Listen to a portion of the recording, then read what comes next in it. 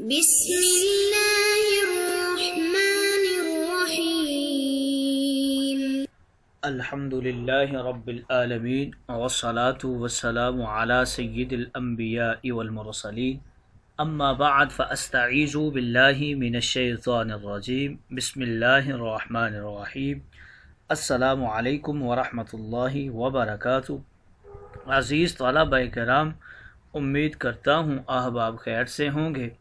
انشاءاللہ آج ہم مشکات المصابیح کے باب قسمت الغنائم والغلول فیہا فصل ثالث سے سبق نمبر 52 میں احادیث نمبر 4030 سے لے کر 4033 تک پڑھنے کی سعادت حاصل کریں گے۔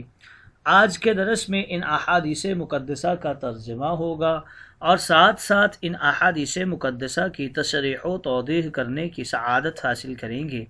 تو آئیے طلبہ کرام بلا تاخیر بڑھتے ہیں اپنے آج کے درس کی طرف۔ بسم اللہ الرحمن الرحیم۔ حضرت سعد بن ابی وقاص رضی اللہ تعالی عنہ سے روایت ہے، قال اعطى رسول اللہ صلی اللہ علیہ وسلم رہتا وانا جالس فترک رسول اللہ صلی اللہ علیہ وسلم منهم رجلا هو اعجبهم الی فقمت فقلت ما لك عن فلان والله انی لأراه مؤمنا فقال رسول اللہ او مسلما ذکر ذلك سعد ثلاثا وأجابه بمثل ذلك ثم قال انی لأعطي الرجل وغيره احب الی منه خشیة ان يكب في النار على وجهه متفق علیہ۔ وفي روایت لهما قال الزہری فنرى ان الاسلام الکلمۃ والایمان العمل الصالح۔ حضرت سعد بن ابی وقاص رضی اللہ تعالی عنہ سے روایت ہے، آپ کہتے ہیں کہ ایک دن میں مجلس نبوی میں بیٹھا ہوا تھا اور رسول کریم نے ایک جماعت کو کچھ مال عطا فرمایا اور اس جماعت میں سے ایک شخص کو رسول کریم نے چھوڑ دیا، یعنی اس کو کچھ بھی نہیں دیا، حالانکہ وہ شخص میرے نزدیک دین کے اعتبار سے ان میں سے سب سے بہتر تھا۔ یہ دیکھ کر میں کھڑا ہوا اور حضور علیہ الصلاۃ والسلام سے میں نے عرض کی، یا رسول اللہ، کہ فلاں شخص کے لیے کیا ہے؟ آپ نے اس کو اپنے عطیہ سے محروم رکھا۔ خدا کی قسم میں تو اس کو مومن صادق سمجھتا ہوں۔ اور رسول کریم نے فرمایا کہ یوں نہ کہو کہ میں اس کو مومن صادق سمجھتا ہوں، بلکہ یہ کہو کہ میں اس کو مسلمان سمجھتا ہوں۔ سعد نے حضور علیہ الصلاۃ والسلام کے سامنے یہ بات 3 مرتبہ کہی۔ حضور علیہ الصلاۃ والسلام نے بھی ہر بار اسی طرح جواب دیا۔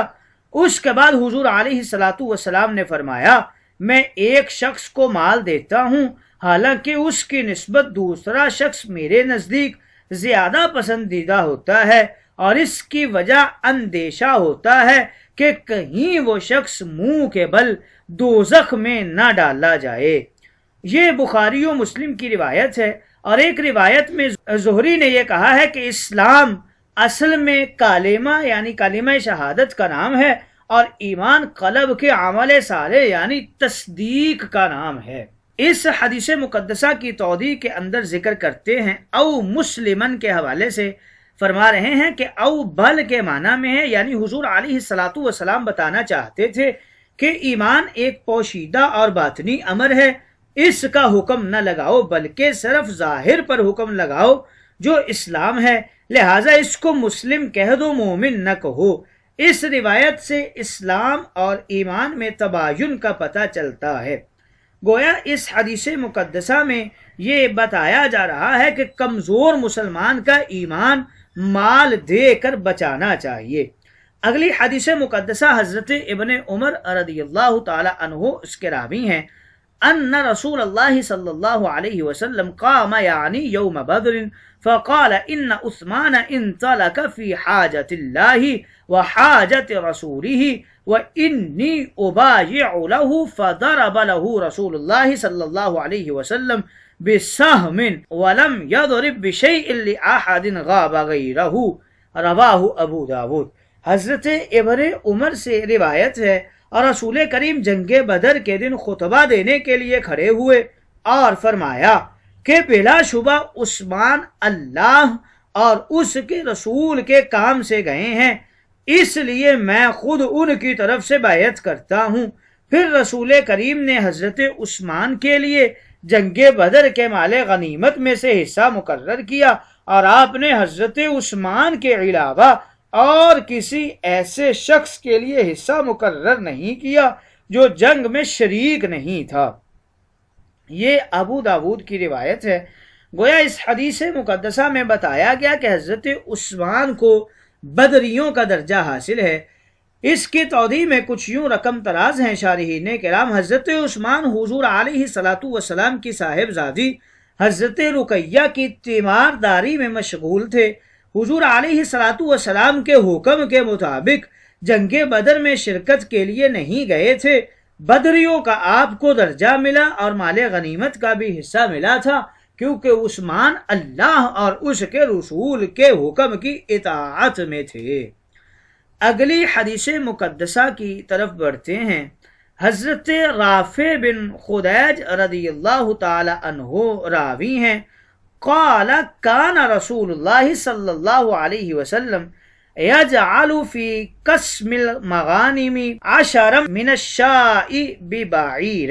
حضرت رافع ابن خدیج کہتے ہیں کہ رسول کریم مال غنیمت کی تقسیم کے وقت ایک اونٹ کو 10 بکریوں کے برابر قرار دیا کرتے تھے۔ اگلی حدیث مقدسہ کی طرف بڑھتے ہیں۔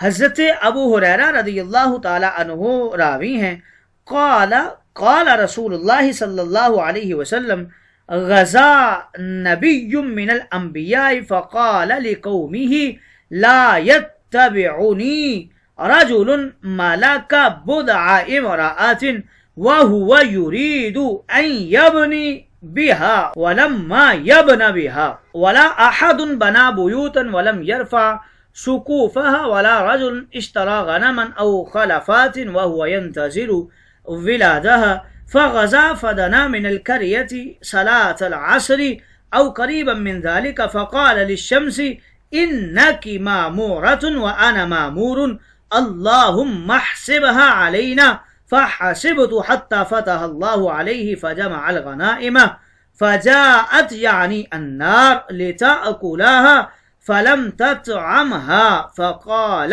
إن فيكم غلولا فليبايعني من كل قبيلة رجل فلازقت يد رجل بيده فقال فيكم الغلول فجاءوا برأس مثل رأس بقرة من الذهب فوضعها فجاءت النار فأكلتها۔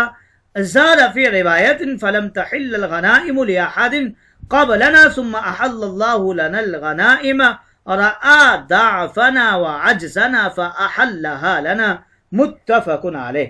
حضرت ابو ہریرہ رضی اللہ تعالی عنہ کہتے ہیں، رسول کریم نے فرمایا انبیاء میں سے ایک نبی یعنی حضرت یوشع ابن نون علیہ السلام کا ذکر ہے کہ ایک مرتبہ انہوں نے جہاد کا ارادہ کیا، اور جب وہ جہاد کے لیے روانہ ہونے لگے تو انہوں نے اپنی قوم سے کہا کہ میرے ساتھ وہ شخص نہ چلے جس نے کسی عورت سے نکاح کیا ہو اور اس عورت کو اپنے گھر لا کر اس سے مجامعات کا ارادہ رکھتا ہو، اور ابھی تک اس کو اپنے گھر لایا ہو، اور میرے ساتھ نہ وہ شخص چلے جس نے گھر بنایا ہو لیکن ابھی تک اس کی چھت نہ ڈال سکا ہو، نیز وہ شخص بھی میرے ساتھ نہ چلے جس نے گابن بکریاں یا گابن اونٹنیاں خریدی ہوں اور وہ ان کے بچے جننے کا منتظر ہو۔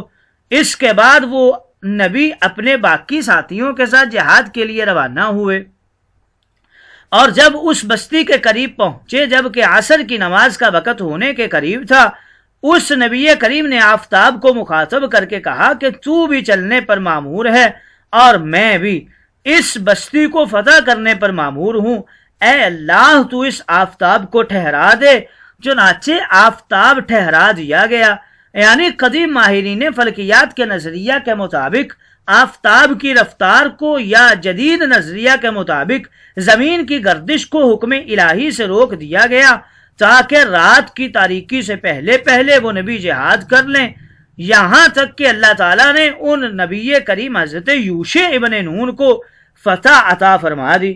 پھر جب مال غنیمت جمع کیا گیا، اس کو جلا ڈالنے کے لیے آگ آئی تو اس آگ نے مال غنیمت کو نہیں جلایا۔ یہ دیکھ کر اس نبی کریم اپنے ساتھیوں سے فرمایا یقیناً تمہارے اندر مال غنیمت میں خیانت واقع ہوئی ہے، یعنی تم میں سے کسی نے مال غنیمت کے اندر خیانت کی ہے، جس کی وجہ سے یہ آگ اپنا کام نہیں کر رہی۔ لہذا تم میں سے ہر قبیلہ کے ایک ایک شخص کو چاہیے کہ وہ بیعت کرے۔ چنانچہ بیعت شروع ہوگی اور ہر قبیلہ کا ایک ایک آدمی اپنا ہاتھ اس نبی کریم کے ہاتھ میں دینے لگا، تو ایک شخص کا ہاتھ نبی کے ہاتھ کو چپک کر رہ گیا۔ نبی نے اس شخص سے فرمایا کہ اس ذریعہ سے یہ ثابت ہو گیا کہ خیانت تمہارے قبیلے کی طرف سے ہوئی ہے۔ پھر اس قبیلہ کے لوگ سونے کا ایک سر لائے جو بیل کے سر کی مانند تھا اور اس کو رکھ دیا۔ اس کے بعد آگ آئی اور اس نے مال کو جلا دیا۔ اور ایک روایت میں راوی نے یہ عبارت بھی نقل کی ہے کہ حضور علیہ الصلوۃ والسلام نے یہ فرمایا چنانچہ ہم سے پہلے کسی کے لیے مال غنیمت حلال نہیں تھا، پھر اللہ تعالیٰ نے مال غنیمت کو ہمارے لیے حلال کر دیا۔ اللہ تعالیٰ نے ہمیں مالی طور پر ضعیف اور کمزور دیکھا تو مال غنیمت کو حلال کر دیا۔ یہ بخاری و مسلم کی روایت ہے۔ اس کی توضیح میں شارحین کرام یوں رقم تراز ہیں۔ نبی من الانبیاء یہ کہتے ہیں کہ یوشع بن نون پیغمبر مراد ہیں۔ انہوں نے فارغ البال نوجوانوں کو جہاد کے لیے منتخب کیا تاکہ بے جگری سے لڑیں۔ انت مامورۃ یعنی مجھے جہاد کا حکم ہے اور تجھے آسمان پر سفر کرنے کا حکم ہے۔ اے اللہ اس کو روک دے تاکہ میں جہاد کے عمل کو مکمل کروں اور شہر میں داخل ہو جاؤں، چونکہ غروب آفتاب کے بعد ہفتے کا دن شروع ہونے والا ہے اور ہفتہ کے دن ان کے لیے جہاد کرنا منع تھا۔ اس لیے حضرت یوشع بن نون نے دعا مانگی تاکہ جہاد کے عمل کی تکمیل ہو جائے اور شہر فتح ہو جائے، ورنہ پرسوں تک تو کافر لوگ مضبوط ہو جائیں گے۔ اس وقت یہ کمزور ہیں اور ان کے پاؤں اکھڑ گئے ہیں۔ اس دعا کے بعد سورج رک گیا۔ جب شہر فتح ہو گیا تب غروب ہوا۔ اس سے جہاد کی اہمیت و عظمت کا پتہ چلتا ہے۔ گویا اس حدیث مقدسہ میں جہاد کے لیے سورج غروب ہونے سے رک گیا، اس بات کی طرف اشارہ ہے۔ یاد رہے کہ اگر اللہ کے نبی اپنے ہاتھ اٹھا دیں تو وہ کار قدرت کو رب تعالیٰ کی مشیت اور منشا سے تبدیل فرما سکتے ہیں۔ اگلی حدیث مقدسہ کی طرف بڑھتے ہیں۔ حضرت ابن عباس راوی ہیں، فرماتے ہیں کہ حضرت عمر بن خطاب نے ہم سے یہ بیان کیا کہ جب خیبر کا دن آیا یعنی غزوہ خیبر ختم ہو گیا تو نبی کریم کے صحابہ میں سے چند لوگ آئے اور آپس میں کہنے لگے کہ فلاں شخص شہید ہے اور فلاں شخص شہید ہے، یعنی اس دن جو مسلمان شہید ہو گئے تھے ان کے نام لے لے کر ان کی شہادت کا تذکرہ کرتے تھے، یہاں تک کہ وہ لوگ ایک شخص کی لاش پر سے گزرے اور کہا کہ یہ فلاں شخص شہید ہے، اور رسول کریم نے یہ سن کر فرمایا ہرگز نہیں، تم لوگ جس معنی میں اس کو شہید کہتے ہو وہ صحیح نہیں ہے، کیونکہ میں نے اس شخص کو مال غنیمت میں سے ایک چادر یا فرمایا کہ ایک دھاری دار کملی چرانے کے سبب دوزخ میں جلتے دیکھا ہے۔